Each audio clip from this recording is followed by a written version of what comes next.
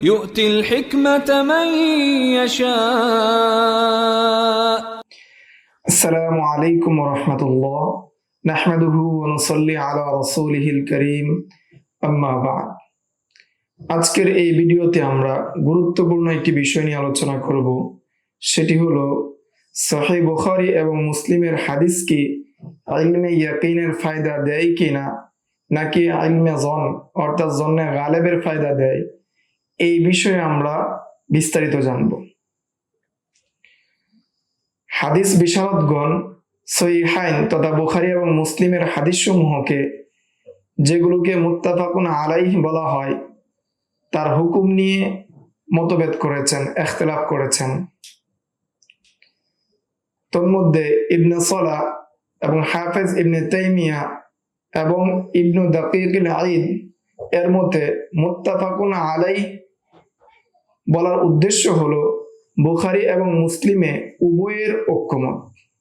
আর যেহেতু উম্মতের ঐক্যমতে এই হাদিসগুলো গৃহীত হয়েছে, তাই বুখারী এবং মুসলিমের ঐক্যমতের সঙ্গে উম্মতের কবুল করাটাও সম্পৃক্ত হয়ে যায়। সুতরাং এই হাদিসগুলো নিঃসন্দেহে সহিহ এবং ইলমে ইয়াকিনের ফায়দা দিবে। অন্যদিকে ইমাম নববী, ইবনুল হুমাম, আল্লামা কাশ্মীরি, আল্লামা উসমানী এবং অধিকাংশ হাদিস বিশারদগণ বলেন, এই হাদিস সমূহ কেবল জন অর্থাৎ জন্নে গালেবের ফায়দা দেয়। এগুলো এককভাবে ইলমে ইয়াকিনের ফায়দা দেয় না, বরং সামগ্রিকভাবে সহিহ হিসেবে গণ্য হয়। এই মতানৈক্য মুতাওয়াতির হাদিসকে কেন্দ্র করে নয়, কারণ মুতাওয়াতির হাদিস সহিহ হওয়া নির্দ্বিধায় প্রমাণিত। এই ধরনের হাদিসগুলো অর্থাৎ মুতাওয়াতির হাদিসগুলো ইলমে ইয়াকিনের ফায়দা দেয়।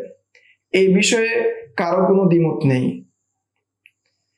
এখন আমরা আলোচনা করব যারা বলেন সহিহাইন অর্থাৎ বুখারী এবং মুসলিমের হাদিসগুলো অকাট্য কতঈ, আর যারা বলেন জন্নি, এই দুই ফরিকের দলিল নিয়ে আমরা আলোচনা করব। এক নম্বর, ইবনে সালাহ রাহিমাহুল্লাহ কয়েকটি প্রমাণ পেশ করেছেন সহিহাইনের হাদিস সমূহ জনের ফায়দা দেয়। যেমন ইমাম নববী রহমতুল্লাহি আলাইহি বলেন যে জন যেটা রয়েছে অর্থাৎ জন্নে গালেব যেটা রয়েছে সেটা খাতা থেকে মুক্ত, ভুল থেকে মুক্ত, এবং উম্মতের এজমাটাও ভুল থেকে মুক্ত।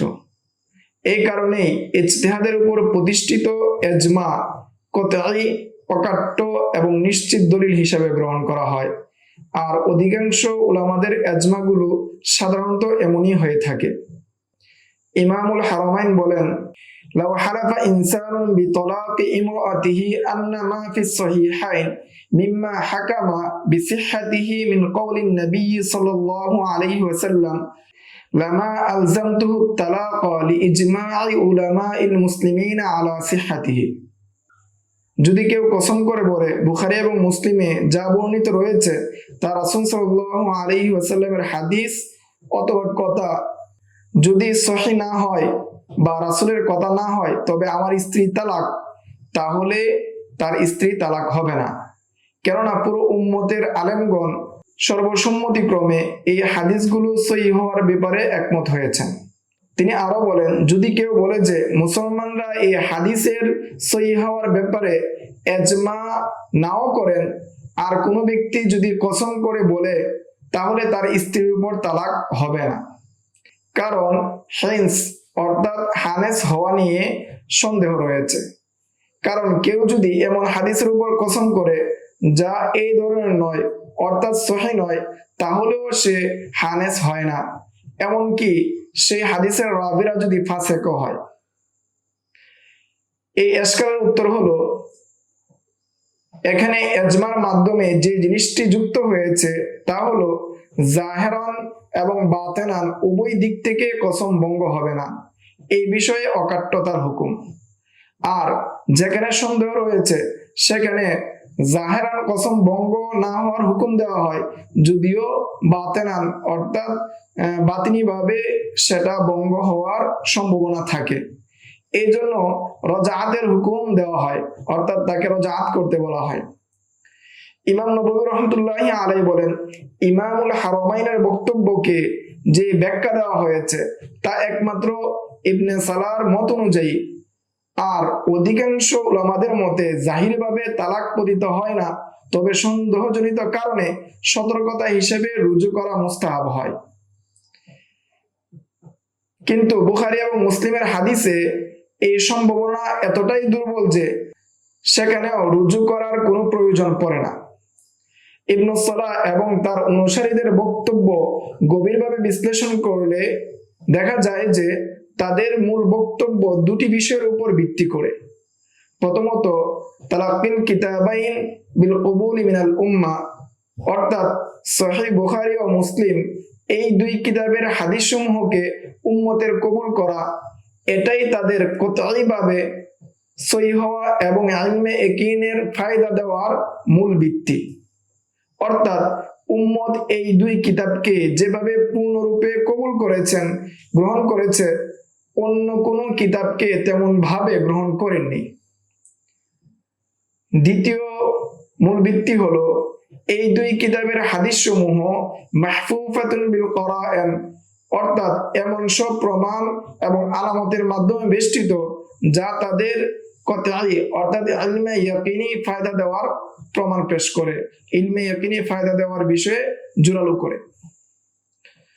সুতরাং এখন আমরা প্রথমে তালাক্কি এর অর্থ বিস্তারিতভাবে ব্যাখ্যা করব এবং এই দুই কিতাবের কোন অংশকে উম্মত গ্রহণ করেছে তা নির্ধারণ করব। এরপর আলোচনা করব এই হাদিস সমূহের করিনা সমূহ অর্থাৎ কারায়েনগুলো কতটুকু কতঈ ইলম অর্থাৎ ইলমে ইয়াকিনের ফায়দা দেয়। প্রথম বিষয়, সহিহাইনের হাদিস তালাক্কি বিল কবুল, অর্থাৎ উম্মতের সর্বসম্মত গ্রহণ করা, এটা কোন অর্থে? এই তালাক্কি বিল কবুল এর অর্থ নির্ধারণে উলামায়ে কেরামদের মধ্যে 5টি মত পাওয়া যায়। প্রথম মত, ইমাম বুখারী ও মুসলিমের হাদিস উম্মতের গ্রহণযোগ্যতা পাওয়ার অর্থ হলো আল ইজমাউ আলাল আমালি বিমাজমুনিহিমা। এই উভয় কিতাবের প্রতিটি হাদিসের উপর আমলের ব্যাপারে উম্মতের ইজমা হয়েছে। এই মতের উত্তর হলো, এই চিন্তাধারার উত্তর হলো এটা বাস্তবতার সঙ্গে সাংঘর্ষিক। কারণ ইমাম বুখারী ও মুসলিম প্রত্যেক বিষয়ে এমন হাদিস নির্বাচন করেননি যার উপর উম্মতের আমলি ইজমা হয়েছে। ইবনু আমিরুল হজ রহমতুল্লাহি আলাইহি বলেন, আমি বলি উম্মতের পক্ষ থেকে বুখারী এবং মুসলিমের সব হাদিস গ্রহণ করা প্রমাণিত নয়, রাবীদের দিক থেকেও নয় আর মতনের দিক থেকেও নয়। কারণ এমন হয়নি যে সব হাদিসের অর্থ ও মর্মে আমলের উপর উম্মতের ইজমা হয়েছে কিংবা মুখালেফ রিওয়ায়াতের উপর এগুলোকে প্রাধান্য দেওয়া হয়েছে। তালাক্কি দ্বারা এই কথাটি ইবনে সালাহ বুঝাতে চাননি, যেমনটা হাফেজ ইবনে হাজার রাহিমাহুল্লাহ তার কিতাব আন-নুকাত আলা ইবনে সালাতে উল্লেখ করেছেন। হাফেজ ইবনে হাজার আসকালানি রাহমাতুল্লাহি আলাইহি বলেন, ইমাম ইবনে সালাহ এমনটা বলেননি যে উম্মত বুখারী এবং মুসলিমের প্রতিটি হাদিসের উপর ইজমা করেছে। এমন কথা কিভাবে বলা সম্ভব? কারণ ইজমা হয়েছে সামগ্রিক অর্থে, অর্থাৎ জুমলা সমষ্টিগতভাবে, খুঁটিনাটি সব হাদিসের উপর ইজমা হয়নি। ইবনে সালাহ যা বোঝাতে চেয়েছেন তা হলো আন্নাল উম্মাতা আজমাআত আলা তালাক্কিহিমা বিল কবুলি মিন হাইসুস সিহহা। এই দুই কিতাবকে বুখারী এবং মুসলিম উম্মত সর্বসম্মতভাবে সহিহ হিসেবে গ্রহণ করেছে, এমন নয় যে প্রতিটি হাদিসের উপর আমল করার উপর ইজমা হয়েছে। দ্বিতীয় মত হলো তালাক্কি বিল কবুলের দ্বিতীয় অর্থ হলো উম্মতের ইজমা হয়েছে এই ব্যাপারে যে বুখারী এবং মুসলিমের হাদিস অনুযায়ী আমল করা ওয়াজিব এবং তা দ্বীনের অংশ হিসেবে আমাদের উপর ফরজ। কিন্তু এই মত দ্বারা এটা জরুরি হয় না যে প্রতিটি হাদিস ইলমে ইয়াকিনের ফায়দা দিবে। কারণ উম্মত তো এ ব্যাপারে একমত যে খবরে ওয়াহিদে যদি কবুলের শর্ত পাওয়া যায় তবে তা দিয়ে আমল করা ওয়াজিব। এমনকি যদি সেটা ইস্তিলাহি ভাবে সহি না হয়ে হাসানও হয়। অথচ সব খবরে ওয়াহেদ কেবল গালেবে জন হয়, ইলমে ইয়াকিন হয় না। তাই বুখারী এবং মুসলিমের হাদিসও গড়পড়তায় অর্থাৎ গড়ে জন্নে গালেবের ফায়দা দেয়, ইলমে ইয়াকিনের ফায়দা দেয় না। অর্থাৎ যে হাদিস দ্বারা আমল করা ওয়াজিব, এই ফিকহি হুকুম তা দ্বারা প্রমাণ করে না যে সেই হাদিসকে সহি হিসেবে ধরা বাধ্যতামূলক। কারণ হাসান হাদিস দিয়েও যেমন আমল ওয়াজিব হয়, তেমন সহি হাদিস দিয়েও আমল ওয়াজিব হয়। শাফি মাযহাবের ইমাম কামালউদ্দিন আবুল ফজল জাফর বিন সালাব তার কিতাব ইমতাএ লিখেছেন, যদি কেউ বলে সহিহাইনের প্রতিটি হাদিস উম্মতের পক্ষ থেকে তালাক্কি বিল কবুল পেয়েছে, তাহলে তার এই কথা সঠিক হবে না। কারণ ইমাম দারাকুতনি অনেক হাদিসে ইলাল বা ত্রুটি দেখিয়েছেন, ইলাল বের করে দেখিয়েছেন। ইবনে হাজম রাহিমাহুল্লাহ ইসরা সংক্রান্ত শারীক থেকে বর্ণিত হাদিসে কালাম করেছেন। এমনকি সহিহাইনে এমন হাদিসও রয়েছে যেগুলোর মাঝে ইখতিলাফ রয়েছে এবং এসব হাদিসের মাঝে সমন্বয় করা সম্ভব নয়। আর যেখানে পরস্পর বিরোধিতা রয়েছে সেটি ইলমে ইয়াকিনের ফায়দা দেয় না। তৃতীয় মত, অর্থাৎ তালাক্কি বিল কবুলের এর অর্থ নির্ধারণে তৃতীয় মত হলো, কতক উলামায়ে কেরামগণ বলেন তালাক্কি বিল উম্মাহ এর অর্থ হলো উম্মতের ইজমা হয়েছে এই বিষয়ে যে সহিহাইনের হাদিস সমূহ ইস্তিলাহি সহি, অর্থাৎ এই হাদিসগুলো ইমামের নির্ধারিত সহি হওয়ার সকল শর্ত পূর্ণ মাত্রায় পাওয়া যায়। কিন্তু এটি থেকে কেবল জন্নে গালেব এর ফায়দা দিবে, অর্থাৎ এটি থেকে কেবল জন্নে গালেব নেওয়া যাবে, এই হাদিসগুলো রাসূল সাল্লাল্লাহু আলাইহি ওয়াসাল্লাম থেকে এসেছে, ইলমে ইয়াকিনের ফায়দা দিবে না। কারণ উম্মতের ইজমা যদি কোনো নির্দিষ্ট বিষয়ের উপর ঘটে, তবে সেটার ব্যাপারে ইলমে ইয়াকিন অর্থাৎ ইলমে ইয়াকিনের ফায়দা দেয় বা কতই ইলম পাওয়া যায়। কিন্তু যদি ইজমা হয় যে এই হাদিসগুলো সহিহ অথবা আসাহু সিহা সবচেয়ে সহিহ অথবা শর্তপূর্ণ সহিহ, তবে সেটার মানে এই নয় যে হাদিসগুলো ইয়াকিনের পর্যায়ে পৌঁছে গেছে। এই ইজমার চূড়ান্ত ফল হলো এই হাদিসগুলো হলো সংবাদের মতো, যেগুলো জন্নে গালেবের ফায়দা দেয় এবং মাকবুলাতুন ফিল আমালিয়াত অর্থাৎ আমলি মাসালা এবং ইবাদতের ক্ষেত্রে গ্রহণযোগ্য। এই ইজমা কখনোই সহিহাইন এর হাদিসকে গালেবে জন থেকে ইলমে ইয়াকিনের স্তরে উন্নীত করতে পারে না। বরং এই মত আরো জোরালো ভাবে এই কথাই বলে যে এই হাদিসগুলো জন্নে গালেব এর ফায়দা দেয়। এই ইজমা থেকে জরুরি হয় না যে হাদিসগুলোর উপর আমল করার ইজমা হয়েছে। আবার এটাও প্রমাণিত হয় না যে প্রতিটি হাদিস নিশ্চিতভাবে অকাট্যভাবে রাসূলের বাণী। হ্যাঁ, যদি কোনো একক হাদিসের উপর বা তার বাস্তবিক সহিহ হওয়ার উপর ইজমা হয়, তবে ইলমে ইয়াকিনের ফায়দা দিবে যে হাদিসটির অর্থ সহিহ এবং তা রাসূল সাল্লাল্লাহু আলাইহি ওয়াসাল্লাম থেকে নির্ভুলভাবে বর্ণিত। এমনকি যদি সনদ সহিহ নাও হয়, তবুও ইজমার কারণে সেই হাদিসের সততা প্রমাণিত হবে। তালাক্কি বিল কবুলের চতুর্থ অর্থ হলো, কেউ কেউ বলেন তালাক্কি এর অর্থ হলো উম্মতের ইজমা হয়েছে সহিহাইন তথা বুখারী এবং সহিহ মুসলিমে বর্ণিত হাদিস সমূহ সত্যিকার অর্থে সহিহ এবং সেগুলো সরাসরি নবী করিম সাল্লাল্লাহু আলাইহি ওয়াসাল্লামের নিকট থেকে এসেছে। এর উত্তরে বাহরুল উলুম শরহ মুসাল্লামিস সুবুত কিতাবের 2 নম্বর খণ্ডের 151 নম্বর পৃষ্ঠায় বলেন, ওয়া আম্মা আন্না মারুবিয়াতিহিমা সাবিতাতুন আন রাসূলিল্লাহি সাল্লাল্লাহু আলাইহি ওয়াসাল্লাম ফালা ইজমাআ আলাইহি আসলান। বুখারী ও মুসলিমের মারুবিয়াত নবী করিম সাল্লাল্লাহু আলাইহি ওয়াসাল্লামের নিকট থেকে আসা সম্পর্কে কোনো ইজমা হয়নি। কারণ কিভাবে সম্ভব যে বুখারী ও মুসলিমের সব হাদিসের সঠিকতার উপর ইজমা হবে, যখন তাদের রিওয়ায়াতের মধ্যে কাদরিয়া ও অন্যান্য বেদাতীদের বর্ণনা রয়েছে, আর বেদাতীদের বর্ণনার গ্রহণের ব্যাপারে উলামায়ে কেরামের ইখতিলাফ রয়েছে। তাহলে কাদরিয়ার বর্ণনা সহিহ হওয়ার উপর ইজমা কখন হয়েছে?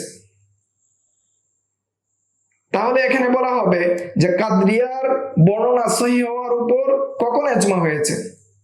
তিনি আরো বলেন, এটাই ছিল ইবনে সালাহ ও তার অনুসারীদের মত, যা জমহুর এর মত থেকে ভিন্ন।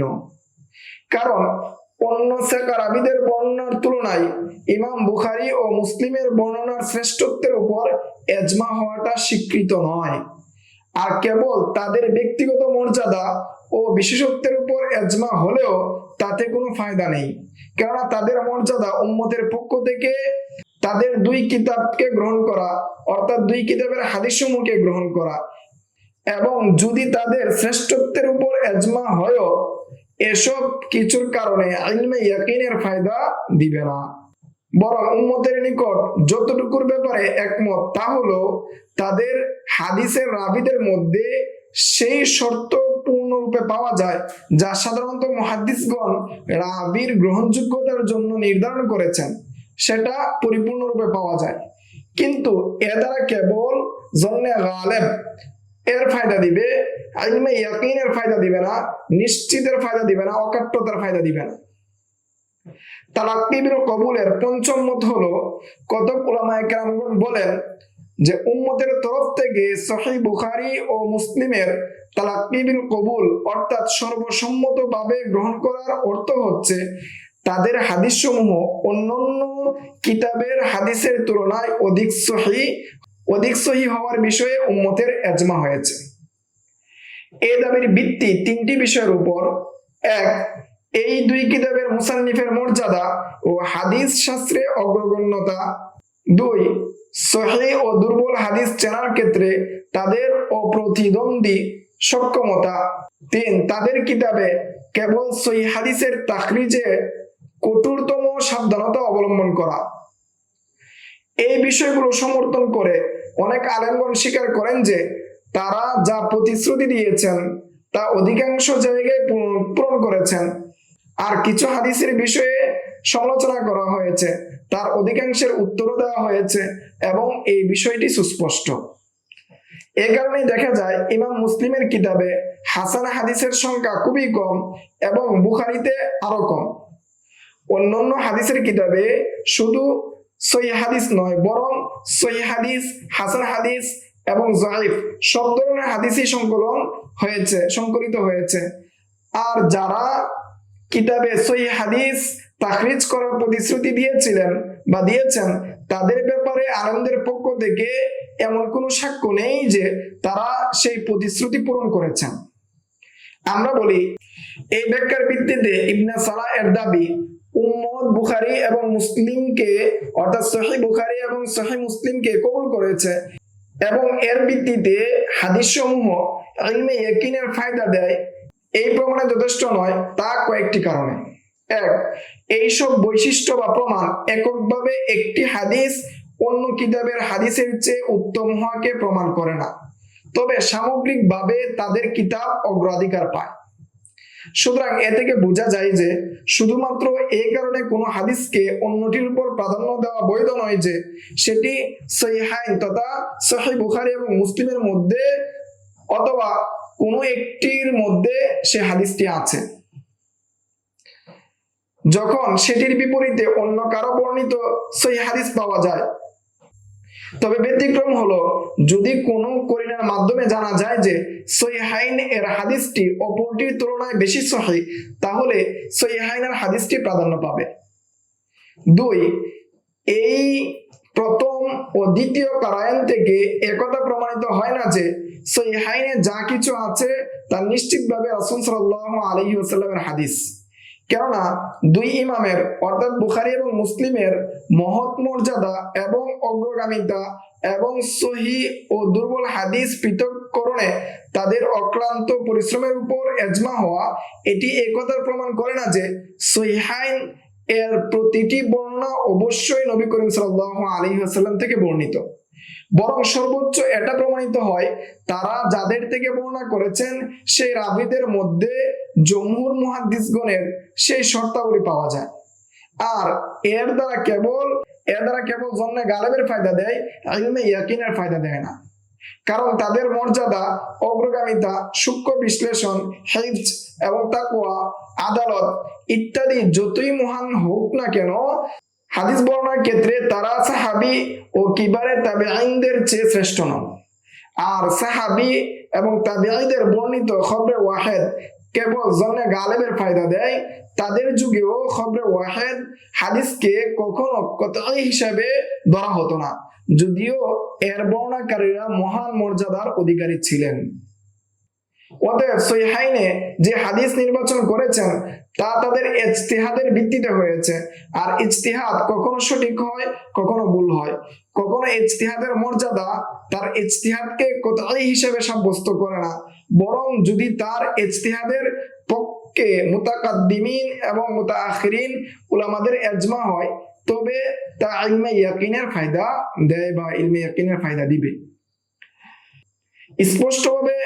এর দ্বারা স্পষ্টভাবে প্রমাণিত হয় যে হাফেজ ইবনে সালাহ যে কথা বলেছেন, সহিহাইনের সমস্ত হাদিস সবচেয়ে বেশি সহিহ, আসাহু সিহা এবং কতঈ অকাট্য, শুধুমাত্র এই কারণে যে উম্মত একে কবুল করেছে। এই বক্তব্য সঠিক ভিত্তির উপর প্রতিষ্ঠিত নয়। এই ছিল ইবনে সালাহ রাহিমাহুল্লাহ এর অভিমত যে সহিহাইন অর্থাৎ সহিহ বুখারী এবং মুসলিমের হাদিস ইলমে ইয়াকিনের ফায়দা দেয়, অকাট্য হওয়া আবশ্যক হয়।